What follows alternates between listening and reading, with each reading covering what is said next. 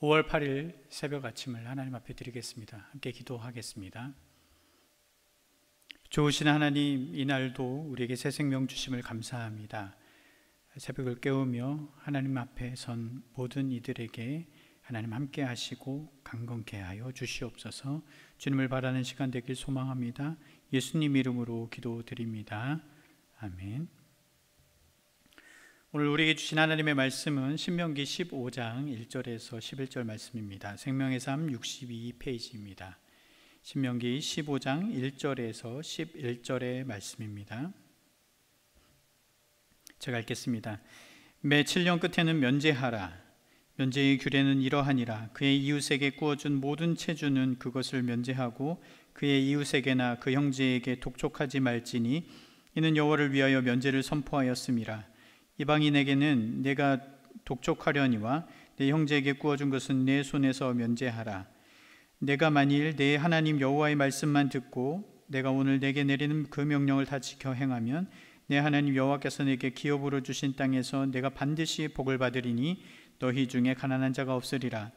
내 하나님 여호와께서 내게 허락하신 대로 내게 복을 주시리니 내가 여러 나라에게 구워줄지라도 너는 꾸지 아니하겠고 내가 여러 나라를 통치할지라도 너는 통치를 당하지 아니하리라.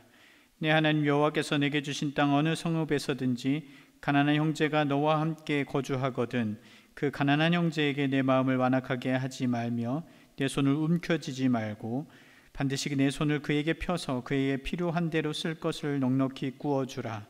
삼가 너는 마음에 악한 생각을 품지 말라. 곧 이르기를 일곱째 해에 면제년이 가까이 왔다 하고 내 궁핍한 형제를 악한 눈으로 바라보며 아무것도 주지 아니하면 그가 너를 여호와께 호소하리니 그것이 네게 죄가 되리라. 너는 반드시 그에게 줄 것이요 줄 때에는 아끼는 마음을 품지 말 것이니라. 이로 말미암아 내 하나님 여호와께서 내가 하는 모든 일과 내 손이 닿는 모든 일에 내게 복을 주시리라. 땅에는 언제든지 가난한 자가 그치지 아니하겠으므로 내가 네게 명령하여 이르노니 너는 반드시 내 땅 안에 내 형제 중 곤란한 자와 궁핍한 자에게 내 손을 펼치니라. 아멘. 하나님의 말씀입니다. 신명기 14장에서 16장 말씀은 언약 백성이 그들의 삶 속에서 구체적으로 지켜야 하는 하나님의 명령을 다룬 실천적 규례들에 대해서 이야기 나누고 있습니다. 어제는 그 가운데에서 이제 11조에 대해서 살폈고 오늘 본문에서는 빚을 면제해 주는 안식년 규례를 다루고 있습니다. 오늘 이제 읽은 말씀 1절 시작부터 선언적 문장으로 하나님께서 시작하십니다. 단순 명료하게 하나님이 이스라엘 백성들에게 명령하시죠. 매 7년 끝에는 면제하라. 매 7년 끝에는 빚진 자의 빚을 준 사람이 없게 해주라. 모든 것을 면제해주라. 그렇게 말씀하십니다. 면제해줘야 못 받을 수 있으니 난 안 꿔줄 거야. 그런 마음도 버려라. 이어진 말씀에 계속 그렇게 말씀하시죠. 면제해주는 뿐만 아니라 면제하되 넉넉히 구워주어라 라고 오늘 말씀을 통해서 하나님은 말씀하십니다. 면제해준다. 그리고 넉넉히 구워준다. 요즘 같은 시대에 참 꿈같은 얘기입니다. 더군다나 이 빚지는 것이 여러모로 일상인 이 미국 사회에 사는 우리에게 이것은 참으로 달콤하고 꿈같은 이야기일 수도 있는 말입니다. 그러나 오늘 본문은 꿈 얘기가 아닙니다. 실천적 규례라고 말씀드렸습니다. 하나님의 백성으로서 살아가야 될 아주 구체적인 삶의 규례들인 것입니다.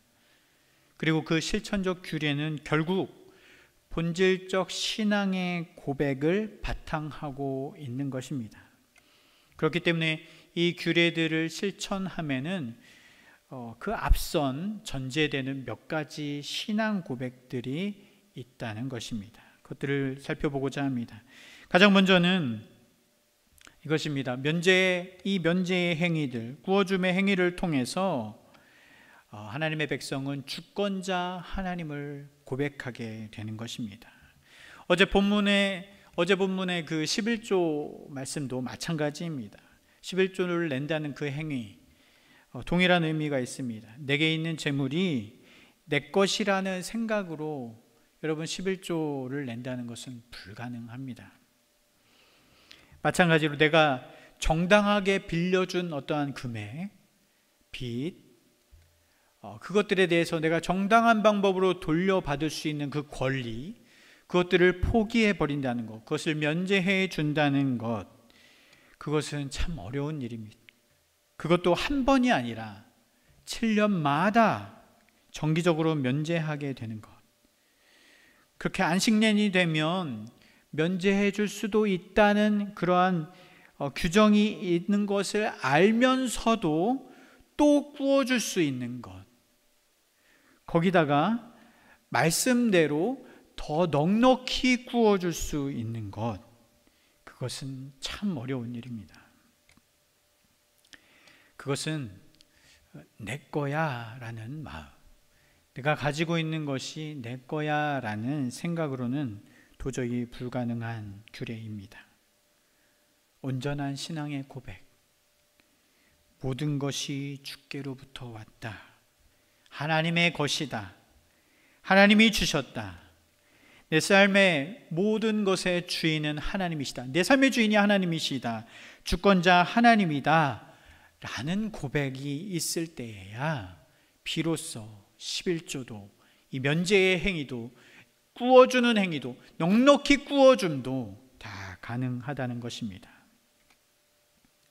더불어 내가 누군가에게 구워주거나 면제해 줄 수 있다는 사실, 그것은 내가 이미 받았다는 것을 의미하죠. 내가 받지 않았음에 어떻게 누군가에게 구워줄 수 있습니까? 누군가를 면제해 줄 수 있습니까?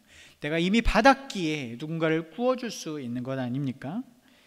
하나님께로 그것을 우리가 받은 것이죠. 구워줄 만큼, 면제해 줄 수 있을 만큼 우리는 하나님께로부터 이미 받은 것입니다. 아니, 그 내가 구워준 것 이상으로 갚을 수 없는 그 은혜와 긍휼, 그 사랑을 우리가 이미 받았지 않습니까? 그 받은 것의 일부를 우리가 그렇게 구워주는 것이죠.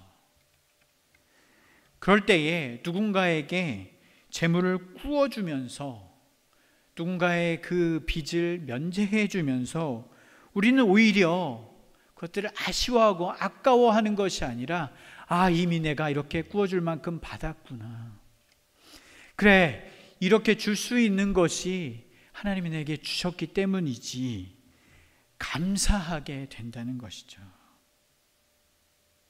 우리 삶 속에 이런 나눔, 이런 용서와 이런 손내밈, 그 앞선 감사와 신앙의 고백들, 그것이 넘치시기를 소망합니다. 두 번째, 이 말씀, 이 명령을 순종한다는 것, 이 규례를 순종한다는 것은 주권자이신 하나님의 뜻, 내게 재물을 주신 분의 뜻을 이루어가는 행위인 것입니다. 주신 분의 목적, 오늘 말씀에 손이라는 단어가 참 많이 나오는데요, 하나님이 우리의 손을 채우신 목적, 그것이 무엇일까요? 7절 말씀 끝부분에 내 손을 움켜쥐지 말라 하셨습니다. 움켜쥐도록 너희에게 준 것이 아니라는 것입니다. 너희에게 네 손을 채운 이유가 그 채워진 손을 움켜쥐라고 준 것이 아니라는 것입니다. 8절 말씀에 반드시 내 손을 그에게 펴서 합니다. 손을 펴서 그에게, 빚진 자에게, 가난한 자에게, 약한 자에게 내밀어라, 구워주어라, 면제해 줘라, 사랑을 나눠라 하신 것입니다. 하나님의 백성을 통해서, 우리를 통해서 이루어가길 원하시는 하나님의 어떤 주권과 통치의 모습, 하나님의 통치가 이루어지는 하나님 나라의 모습이 이러한 모습이라는 것입니다. 강한 자가 득세하고 있는 자가 더 취하고 움켜쥐는 세상이 아니라, 가난한 자와 병든 자가 회복되고, 약한 자가 돌봄을 받고, 가난한 자가 자유케 되는, 모두가 함께하는, 함께 살아가는, 연합하는, 동행하는 그러한 세상인 것입니다. 면제하고 넉넉히 구워줌으로 그런 하나님의 뜻을 이루어가는 것, 그 하나님 나라의 꿈을 이루어가는 것, 그것이 이 명령 가운데, 이 규례 가운데에 담긴 하나님의 마음인 것입니다. 세 번째, 이 면제하고 넉넉히 구워주는 행위는 하나님의 약속에 대한 신뢰라는 신앙 고백 가운데에 이루어질 수 있습니다. 10절 말씀 제가 읽겠습니다. 너는 반드시 그에게 줄 것이요 줄 때에는 아끼는 마음을 품지 말 것이니라. 이로 말미암아 내 하나님 여호와께서 내가 하는 모든 일과 내 손이 닿는 모든 일에 내게 복을 주시리라. 아멘. 내가 궁핍한 자에게 주는 것도 하나님이 주신 것으로 준 것이지만 내가 그들을 향해서 손을 펼 때에, 내밀고자 손을 펼 때에 그 편손에 하나님은 또한 넉넉히 채우시겠다고 약속하셨습니다. 우리는 그것을 신뢰하는 것입니다. 그 하나님의 약속을 신뢰하는 것입니다. 내가 이렇게 나누면 나는 뭐 먹고 사나? 나는 뭐 없어? 그런 불신하는 것이 아니라 내가 이렇게 나누면 하나님이 더 많이, 더 배로, 뻥튀기로 나에게 주시겠지라는 물질 중심의 기복적인 신앙을 갖는 것이 아니라 하나님의 사랑으로, 하나님의 마음으로 내가 나누더라도 하나님은 또 나를 채우시는 분이야. 하나님 나를 사랑하시는 분이야. 내 필요를 가장 잘 아시는 주님이 또 나에게 가장 필요한 것들로 채워주실 거야 라는 하나님을 신뢰함 가운데에 이 규례는 지키게 되는 것입니다. 물질이, 돈이, 소유가 주인인 자에게 이 믿음은 사치스럽게 보입니다. 나도 부족한데, 나도 없는데 내가 어떻게 면제해줘? 내가 어떻게 구워주나? 그러나 물질이 있으나 없으나, 내가 가진 것이 있으나 없으나 주님을 주인 삼은 자, 부욕해 하시는 주님을 신뢰하는 자에게는 손을 펴는 것이 가능하다는 것입니다. 이 규례를 지키는 것이 마땅한 일이 된다는 것입니다. 주님을 신뢰하기 때문입니다. 여러분, 11절 말씀에 이렇게 되어 있습니다. 땅에는 언제든지 가난한 자가 그치지 아니하겠으므로. 정말 이 땅의 상황들을 여실히 보여주는 말씀입니다. 가난한 자가 그치지 않습니다. 세상의 논리들, 계산들, 그 속에 담긴 사람들의 욕심들, 죄됨들, 그것이 이 땅에 가득합니다. 그렇기 때문에 이 땅 움켜진 자들의 세상에는 이 말씀처럼 가난한 자가 그치지 않고 있습니다. 우리 그런 세상에 살아가지만 하나님의 백성된 우리는 이 세상을, 이 세대를 본받지 말고 로마서 말씀처럼 하나님의 온전하고 기뻐하시는 선하신 뜻을 분별해야 될 줄 믿습니다. 물론 이 규례들을 우리가 문자적으로 다 실천하기는 참 어렵습니다. 그럴 수는 없을 것입니다. 그러나 거기에 담긴 그 하나님의 마음, 그 마음을 따라서 이 규례가 드러내는 우리가 살펴본 그 신앙의 고백들로 우리가 살아갈 때에, 그러면서 우리가 작은 하나라도 실천해 가는 것입니다. 작은 하나라도 편손의 삶을 살아가는 것, 그것이 하나님께서 우리에게 요청하시는 삶인 것입니다. 그럴 때에 우리를 통해서 하나님의 손이 일하시는 것입니다. 우리의 손을 통해서 하나님의 손이 약한 자를 돌보시고 우리 서로를 위로하고 돌보실 것입니다. 또한 하나님의 손을 펴시사 다함 없는 축복으로 우리의 편손 위에 넉넉히 채우실 것입니다. 더 움츠리고 더 웅크리기 쉬운, 그리고 더 움켜쥐게 되는 이때에 믿음 안에서 더 마음을 펴고 마음을 열고 손을 펴서 오히려 생명과 사랑이 움트는 여러분의 삶, 저와 여러분의 삶, 그리고 우리가 속한 공동체의 모습들 되어가길 소망합니다. 그렇게 하나님의 나라를 이루어가는 저와 여러분의 삶 되시기를 소망합니다. 기도하겠습니다.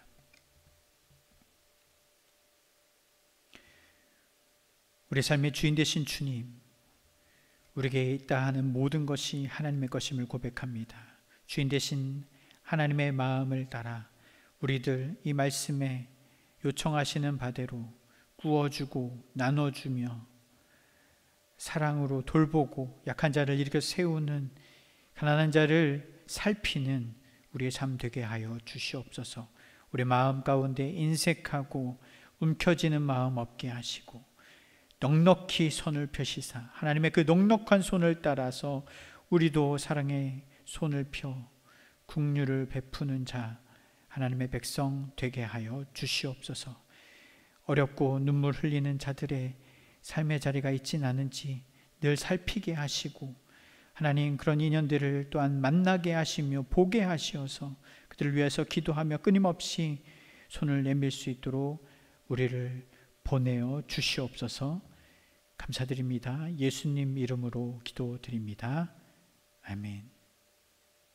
계속해서 공동의 기도 제목, 그리고 연약한 우리 모든 환우들 위하여서, 아픔 당한 모든 교우들 위하여서 함께 기도하겠습니다.